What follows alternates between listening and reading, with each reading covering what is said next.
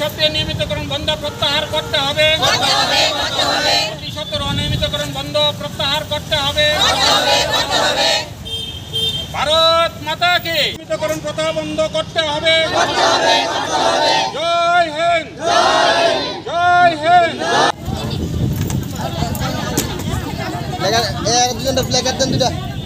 কর্মচারীদের অবিলম্বে নিয়মিতকরণ করতে হবে। অবিলম্বে অনিয়মিতকরণ প্রথা বন্ধ। সরকারের অনিয়মিতকরণ বন্ধ মানছি না, মানব না। অবিলম্বে অনিয়মিতকরণ বন্ধ প্রত্যাহার করতে। আন্দোলন দেব, সেই আন্দোলনে হয়তো আমরা আমরণ অনুষ্ঠানও যেতে পারি, মৃত্যুবরণ করতে পারি।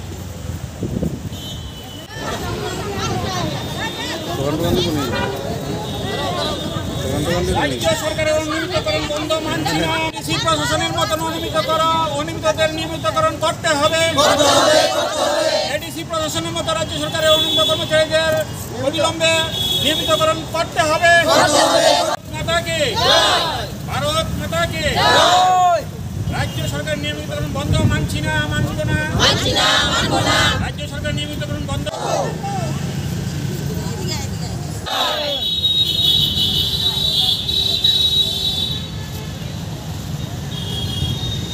স্বাস্থ্য বিভাগ অনিয়মিত সকল অনিয়মিত কর্মচারী এক হও।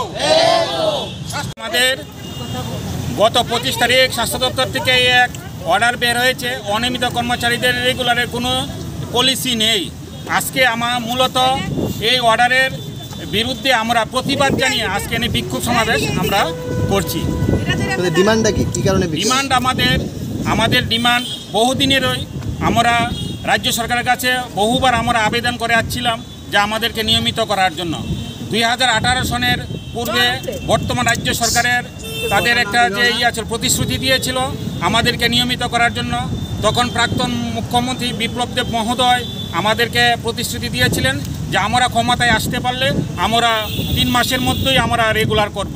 কিন্তু আমরা এরপরে মাননীয় মুখ্যমন্ত্রীর কাছে আমরা গিয়েছি, উনি দেখছি এই বলে আমাদেরকে পরবর্তী সময়ে ওনার সাথে আর আমরা এই বিষয়ে দেখাই করতে হবে না। পরবর্তী সময়ে বহুবার আমরা অধিকর্তা এবং মন্ত্রী মহোদয়ের নিকট আমরা ডেপুটেশন দিয়েছি, কিন্তু ডেপুটেশন কোনো সুরাহা হয়নি। দিনে দিন আমাদের মধ্যে যারা অনিয়মিত কর্মচারী আছে তারা অবসরে চলে যাচ্ছে, কেউ বা মারা যাচ্ছে, তাদের পরিবারগতভাবে কেউ কোনো সাহায্য পাচ্ছে না। আগামী দিনও আমাদের মধ্যে অনেক কর্মচারী আছে তারা অবসরে চলে যাবে।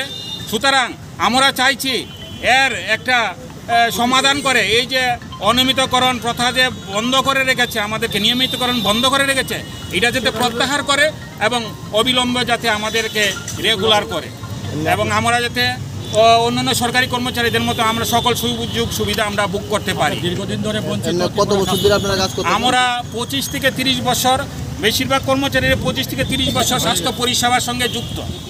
কেউ ক্যাজুয়াল, কেউ ডিআরবি, কেউ ডিআরডব্লিউ হিসাবে এখানে কর্মরত রয়েছে। প্রথম যখন আপনারা নিয়োগ হয়েছেন তখন কি কোয়া আসলো যে আপনারা নিয়মিতকরণ করা হবে? প্রথম আমরা যখন নিয়োগ হয় আমাদেরকে কেউ ক্যাজুয়াল, কেউ ডিআরবি বা ডিআরডব্লিউ হিসাবে নিয়োগ করেছিল। তখন একটা তৎকালীন সরকারের সময় একটা 10 বছর কমপ্লিট হওয়ার পরে তাদেরকে নিয়মিতকরণের সরকারের একটা রুল ছিল। এরপর বর্তমান সরকার ক্ষমতা আসার আগে বলছিল আমাদেরকে নিয়মিতকরণ করবে, তো দেখা গেল কি তা বর্তমান সরকার আসার 4 মাসের মধ্যেই নিয়মিতকরণ যে 10 বছরের যে রুল ছিল সেটারে বন্ধ করে দিয়েছে এবং বলেছিল যে এটা রিভিউ করবে, কিন্তু রিভিউ করতে হবে তাদের 7 বছর চলে গেছে। রিভিউর কোনো এখনও আমরা কিন্তু উত্তর পাইনি, সরকার কি করবে না করবে এখন আমরা বুঝতে না। কিন্তু এখন আমরা চাইছি যাই হোক অবিলম্বে আমাদেরকে যে নিয়মিত করুক, নিয়মিত করে আমাদের যে অন্যান্য কর্মচারীর মতন সুযোগ সুবিধা যদি প্রদান করে, আমরা অবসরে চলে যাওয়ার আগে অন্তত কিছুটা দিন আমরা নিয়মিতকরণের স্কেল পেয়ে অন্তত আমরা বাঁচার মতন একটা জীবন যাতে আমরা পাই, এর জন্য আমরা সরকারের কাছে আমরা বিনতভাবে অনুরোধ রাখছি। কতজন রয়েছেন আপনারা? আমরা স্বাস্থ্য দপ্তরে 950 জনের মতন আমরা অনিয়মিত কর্মচারী রয়েছি। আপনার নাম? আমার নাম রতন দেবনাথ, অনিয়মিত কর্মচারী, আর স্বাস্থ্য বিভাগে অনিয়মিত কর্মচারী বৃন্দের আমি সম্পাদক।